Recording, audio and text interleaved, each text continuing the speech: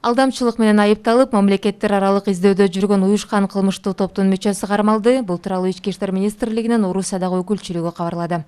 Шектөөнүн жүргөн жерин аныктоого Орусиянын Ички иштер министрлигинин аймактык бөлүмдөрүнүн кызматкерлери көмөктөшкөн. Издөөдө жүргөн Жалал Абад облусунун 39 жаштагы тургуну алдоо жолу менен жабырлануучулардын ишенимине кирип, аларга олуттуу чыгым келтиргени аныкталган.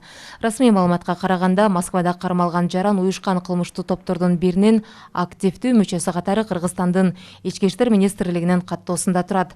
Ал 2010 жылдан 2013 жылга чейин 14 алдамчылык фактысын жасоого шектелип, 2016 жылдан бери мамлекеттер аралык издөөдө жүргөн.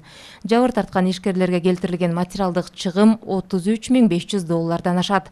Алдын ала маалыматтарга караганда, аталган жаран узак убакыт бою жасалма документтер менен өзүн соода жайынын ээси катары көрсөтүп, жарандарды алдап, башка бирөөнүн мүлкүн чоочун адамдарга мыйзамсыз сатып жүргөн. Ал Москва шаарында жүргөндө жакын тууганынын паспортун колдонуп 5 жыл изин жашырууга үлгүргөн. Учурда шектүү кармалып, убактылуу кармоочу жайга киргизилди. Кыргызстанга экстрадициялоо маселеси 1993 жылы кабыл алынган Минск конвенциясына ылайык чечилүүдө.